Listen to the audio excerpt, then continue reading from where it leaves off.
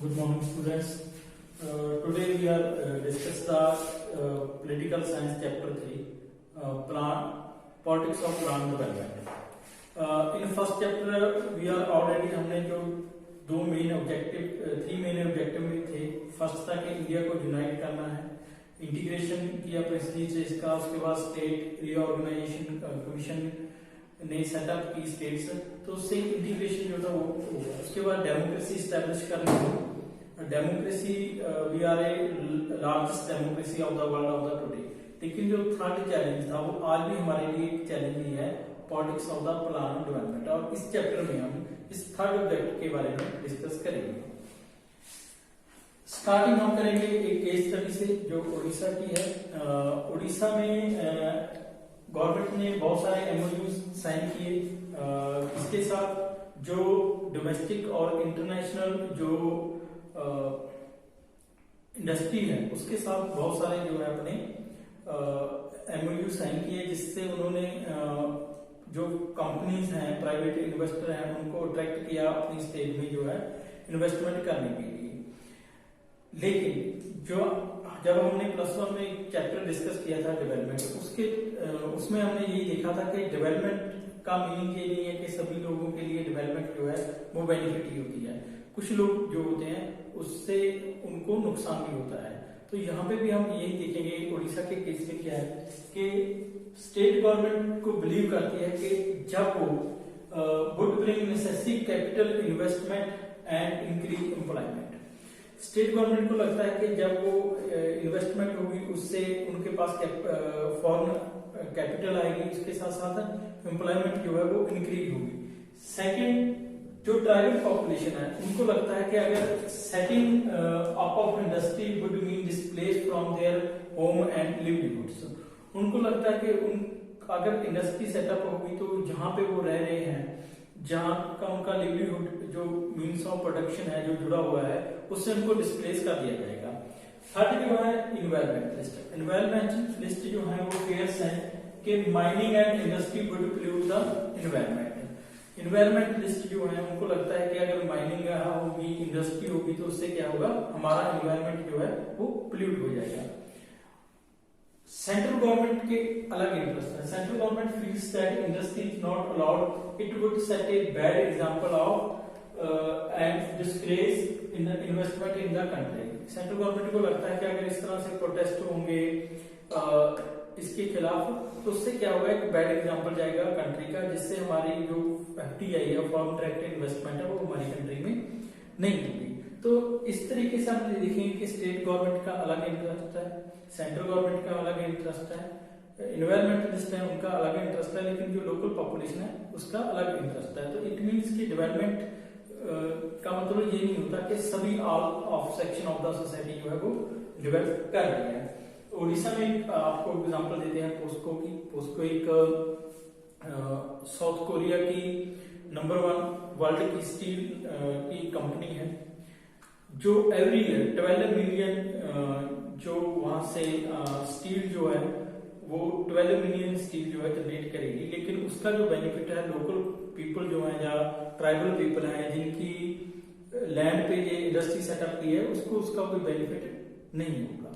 तो इस तरह से ये डेवलपमेंट अपने आप में एक कंट्रोवर्शियल इशू रहा है। तो ये केस स्टडी थी।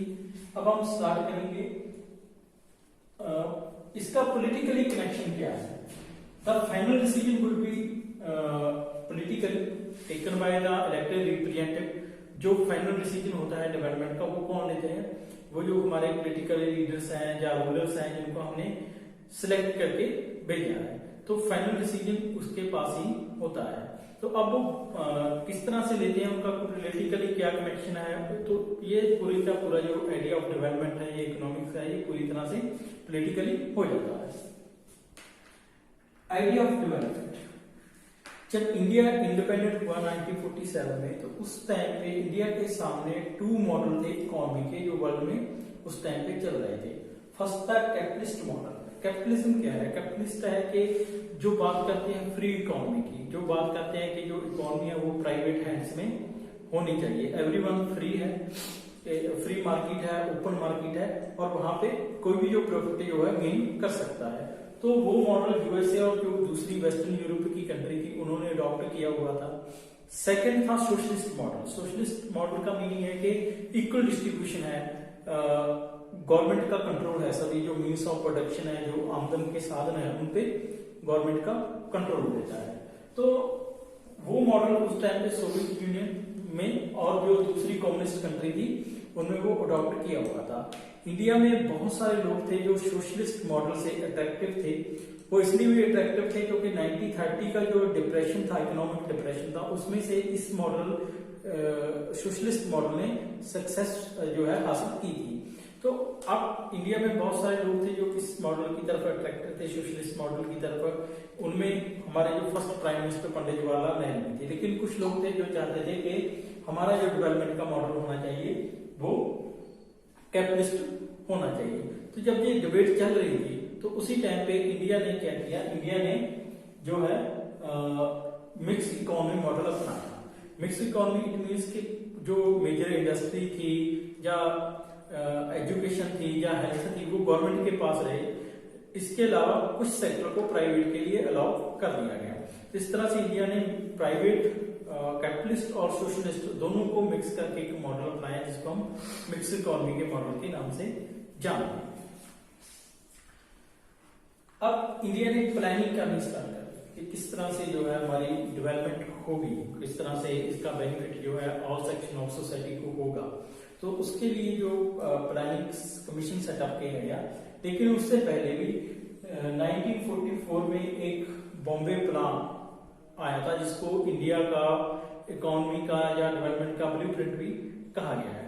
उस बॉम्बे प्लान में क्या था कि जो मेजर इंडस्ट्री लिस्ट थे इंडिया के वो इकट्ठे हुए, उन्होंने प्लान तैयार किया जिसको हम बॉम्बे प्लान कहते हैं। बॉम्बे प्लान क्या चाहता था कि जो सेंट्रल गवर्नमेंट है, जब गवर्नमेंट है इंडिया की, वो एक मेजर इनिशिएटिव ले किसको, इंडस्ट्री को सेटअप करने के लिए। तो इंडिया ने सोशलिस्ट जो सोवियत यूनियन था उसी का मॉडल अपनाते हुए हमने 5 ईयर प्लानिंग स्टार्ट कर दी। हमारे पास यहाँ पे 2 तरह के बजट तैयार किए गए, एक नॉन प्लानिंग बजट, एक प्लानिंग बजट। जो नॉन प्लानिंग बजट था वो रेगुलर जो एक्सपेंडिचर है उनके लिए था, और एक जो नेक्स्ट 5 ईयर में गवर्नमेंट ने किस किस सेक्टर में वहां पे हमने फोकस करना है उस पे उसको हमने प्लानिंग में रखा। तो फर्स्ट जो 5 ईयर प्लान आया, फर्स्ट 5 ईयर प्लान आया 1951 में।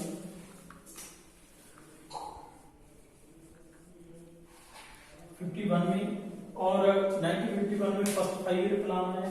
फर्स्ट 5 ईयर प्लान का जो ड्राफ्ट था वो के.एन. राज जो जंग इकोनॉमिक्स थे उन्होंने तैयार किया। ऑब्जेक्टिव क्या था इसका कि जो कंट्री है उसको out of cycle of poverty, कि कंट्री को गरीबी का जो साइकिल है उससे बाहर निकालना है। फर्स्ट 5 ईयर प्लान में जो मेन फोकस था या मेन एड्रेस किया गया वो एग्रीकल्चर सेक्टर को किया गया और उसके साथ साथ इरिगेशन को पे फोकस रखा गया। जो मेजर डैम थे जैसे वापड़ा नंगल डैम है, ये उसी टाइम फर्स्ट 5 ईयर प्लान के तहत जो है बनाया गया। और यहाँ पे मेजर फोकस यही था कि इंडिया को अगर पॉवर्टी सेक्टर से बाहर लेके आना है तो जो रूरल एग्रीकल्चर सेक्टर है उसको हमें डेवलप करना पड़ेगा। तो ये फर्स्ट 5 ईयर प्लान था। 1957 में सेकंड 5 ईयर प्लान जो है वो आया, जिसको हम रैपिड इंडस्ट्रियलाइजेशन की वजह से भी जानते हैं। फर्स्ट 5 ईयर प्लान में यहाँ पे फोकस जो था वो एग्रीकल्चर पे था, लेकिन सेकंड 5 ईयर प्लान आते आते गवर्नमेंट ने अपना डिसीजन चेंज किया और गवर्नमेंट को लगा कि मेजर जो इंडस्ट्री है उसको सेटअप किए बिना हम डेवलपमेंट नहीं कर सकते, या जो वेस्टर्न डेवलपमेंट मॉडल है उसके साथ हम कंपेयर नहीं कर सकते। तो अब जो फोकस था गवर्नमेंट का वो चेंज हो गया। सेकेंडली 5 ईयर प्लान जो है सेटअप किया था team of economics and planners की, जिसके लीडरशिप से पीसी महिला notice. Under this heavy industry set up under the public sector also allow the private industry। जो हैवी इंडस्ट्री थी वो पब्लिक सेक्टर के अंडर ही सेटअप की गई, लेकिन कुछ जो है प्राइवेट इंडस्ट्री को भी अलाउ कर दिया गया इस टाइम पे। India was the technologically backward, so it had spent a precious foreign exchange to pay technology. लेकिन इसके साथ ही क्या था कि इंडिया ने इंडस्ट्री सेटअप की, लेकिन हम टेक्नोलॉजी में बहुत बैकवर्ड थे, इसलिए जब हम ग्लोबल मार्केट में टेक्नोलॉजी परचेज करने गए तो हमारा बहुत सारा जो प्रीशियस फॉरेन एक्सचेंज था वो हमने वहां पे स्पेंड कर दिया। Third, government reduce the agriculture expenditure increase in the industry. So जो फर्स्ट 5 ईयर प्लान में जो एक्सपेंडिचर एग्रीकल्चर पे रखा गया था उसको कम कर दिया गया, अब वो फोकस कर दिया गया इंडस्ट्री के ऊपर। सो ये सेकंड 5 ईयर प्लान था, लेकिन जो थर्ड 5 ईयर प्लान आया वो भी सेम ही था सेकंड 5 ईयर प्लान की तरह ही, उस पर भी इंडस्ट्री के पे ज्यादा फोकस किया गया। लेकिन इसी बीच एक और चीज हुई, 1957 में केरला में फर्स्ट टाइम सीपीआई की गवर्नमेंट जो है वो बनी, और ये पहली गवर्नमेंट थी जो नॉन कांग्रेस गवर्नमेंट थी इंडिया में, और दूसरी वर्ल्ड की पहली इलेक्टेड डेमोक्रेटिक कम्युनिस्ट गवर्नमेंट थी।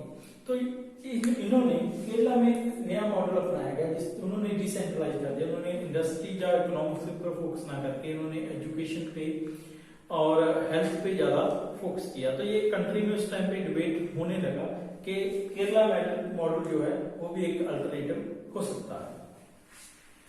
अब यहाँ पे दो कंट्रोवर्सी हुई। कंट्रोवर्सी क्या थी? पहली जो डिबेट थी वो agriculture versus industry.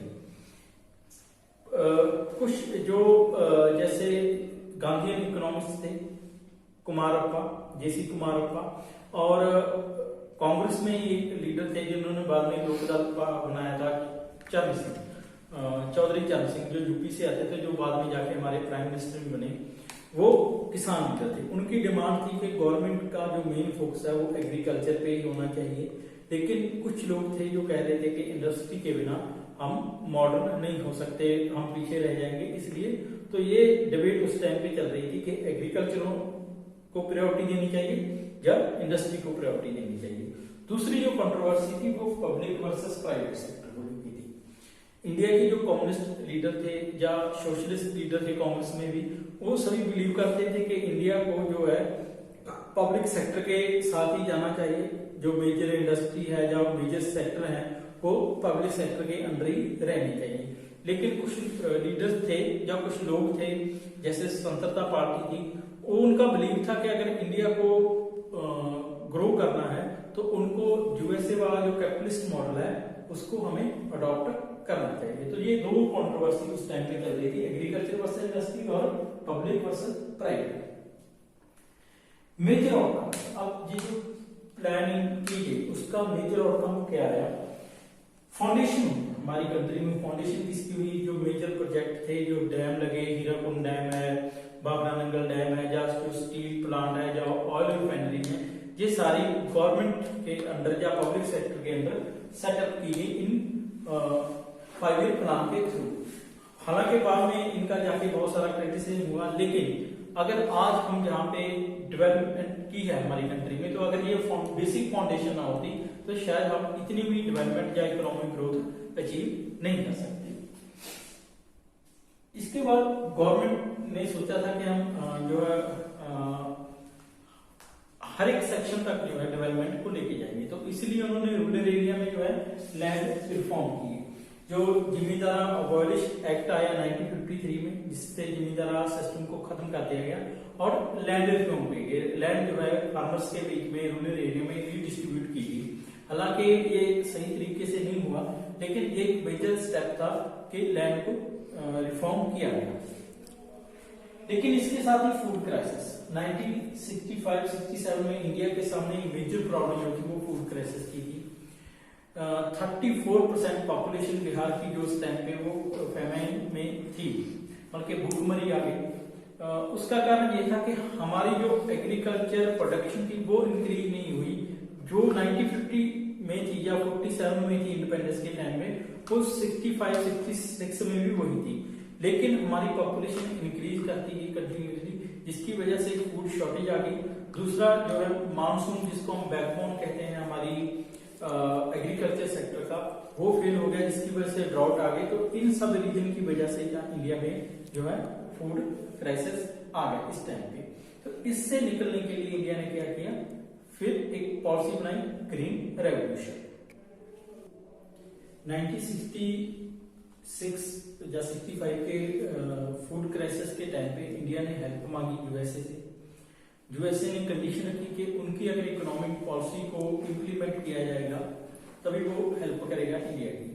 So that time Indian government decide कि वो सेल्फ सफिशिएंट होंगे फूड में, और उन्होंने पॉलिसी फ्रेम की जिसको हम ग्रीन रेवोल्यूशन के नाम से जानते हैं। एक्चुअली ग्रीन रेवोल्यूशन क्या था कि गवर्नमेंट ने अपने जो फार्मर्स थे उनको high yield seeds, fertilizer, pesticide और जो एग्रीकल्चर मशीनरी थी वो प्रोवाइड करवाई, सब्सिडी प्रोवाइड करवाई चीप रेट पे, जिसकी वजह से टारगेट रखा कि जो ऑलरेडी डेवलप है एग्रीकल्चर वहां पे उस एरिया में फूड की जो प्रोडक्शन है उसको इंक्रीज किया जाएगा। और इसका रिजल्ट यही निकला कि पंजाब, हरियाणा और वेस्टर्न यूपी में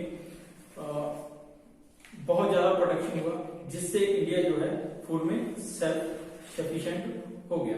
लेकिन ग्रीन रेवोल्यूशन के कुछ पॉजिटिव इम्पैक्ट ये पड़े कि जो मीडियम फार्मर थे उनको अच्छी इनकम हुई, उसकी वजह से उन्होंने पॉलिटिक्स में एक अपना रोल प्ले करना स्टार्ट कर दिया। सेकंड, इंडिया जो है जो डिमांड थी इंडिया की फूड की वो पूरी होगी, सेल्फ सफिशिएंट जो है इंडिया फूड में हो गया। थर्ड, लेकिन इसके कुछ नेगेटिव पॉइंट भी थे। नेगेटिव पॉइंट क्या थे ग्रीन रेवोल्यूशन के? फर्स्ट ये था कि जो स्मॉल फार्मर थे उनको इसका मेजर बेनिफिट नहीं हुआ। दूसरा ये है कि ये सिर्फ पंजाब, हरियाणा और वेस्टर्न यूपी इन स्टेट्स में ही आया, इसके अलावा बाकी कंट्री में ये नहीं आया। लेटेड डेवलपमेंट क्या थी कि 1980 से लेके 90 तक जो है इंडिया की जो इकोनॉमी थी वो बहुत स्लो चलेगी। 3.5 की स्लैगिश ग्रोथ रेट के साथ हमने ग्रो किया, जो बहुत कम था। तो इस टाइम पे बहुत सारी करप्शन हुई पब्लिक सेक्टर में, जिसकी वजह से इंडिया जो है वो इकोनॉमिक जो डेवलपमेंट की जा उसके जो टारगेट थे वो पूरे नहीं कर पाया। तो इसका रिजल्ट क्या निकला कि 1991 में इंडिया ने अपनी जो मिक्स इकोनॉमी मॉडल था उसको चेंज करके एलपीजी पॉलिसी जो थी वो अडॉप्ट कर लिया। तो ये चैप्टर जो था प्लान ऑफ डेवलपमेंट था। तो नेक्स्ट जो है हम चैप्टर जो है वो कांग्रेस सिस्टम के बारे में, या आफ्टर नेहरू जो कांग्रेस इरा आया वो किस तरह का था, क्या क्या चैलेंजेस थे उसके बारे में डिस्कस करेंगे।